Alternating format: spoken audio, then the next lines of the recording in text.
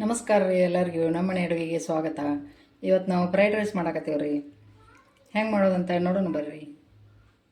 ಕಡಾವಿಗೆ 2 ಚಮಚದಷ್ಟು ಎಣ್ಣೆ ಹಾಕ್ತೀವಿ ರೀ. ಅಲ್ಲ ಬೆಳ್ಳುಳ್ಳಿ ಸಣ್ಣಗೆ ಕಟ್ ಮಾಡಿ ಇಟ್ಕೊಂಡೆವು, ಅವು ಹಾಕ್ತೀವಿ.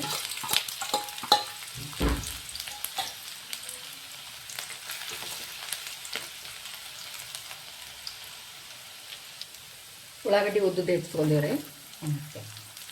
2 ಹಸಿಮೆಣಸಿನಕಾಯಿ ಉದ್ದುದ್ದು ಹೆಚ್ಚಿ ತೊಗೊಂಡೆವು.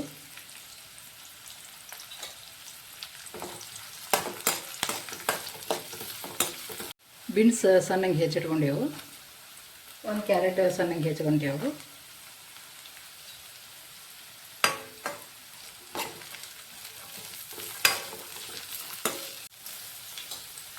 ಕೋಬೀಸ್ ಒಂದು ಸ್ವಲ್ಪ ಹಾಕ್ತಾರೆ.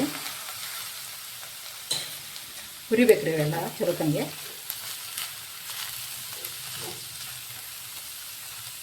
ಕ್ಯಾಪ್ಸಿಕಮ್ ಒಂದು ಉದ್ದುದ್ದು ಹೆಚ್ಚಿಟ್ಕೊಂಡೆವು, ಅದು ಹಾಕ್ತೇವೆ. ಎಲ್ಲ ಸ್ವಲ್ಪ ಫ್ರೈ ಆಗುತ್ತೆ.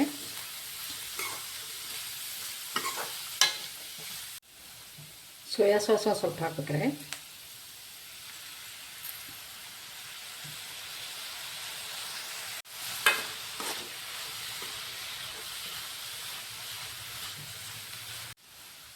ಈಗ ಅನ್ನ ಹಾಕೋತೀವಿ ರೀ.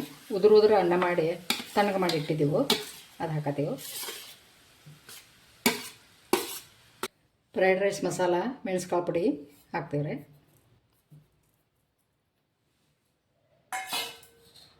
ಕೊತ್ತಂಬರಿ ಸ್ವಲ್ಪ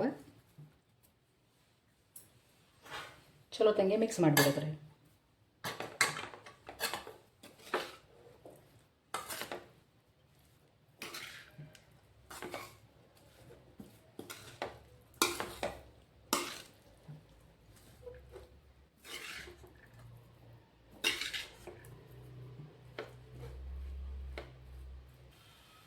ಫ್ರೈಡ್ ರೈಸ್ ರೆಡಿ ಆಗೈತೆ ರೀ.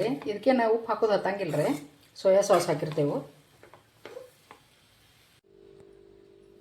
ನಮ್ಮ ಫ್ರೈಡ್ ರೈಸ್ ಹೆಂಗೆ ಬಂದಿತ್ತಂತ ಕಮೆಂಟ್ಸ್ ಲೈಕ್ ಮಾಡಿರಿ, ಸಬ್ಸ್ಕ್ರೈಬ್ ಮಾಡೋದು ಮರಿಬೇಡ್ರಿ. ಧನ್ಯವಾದಗಳು.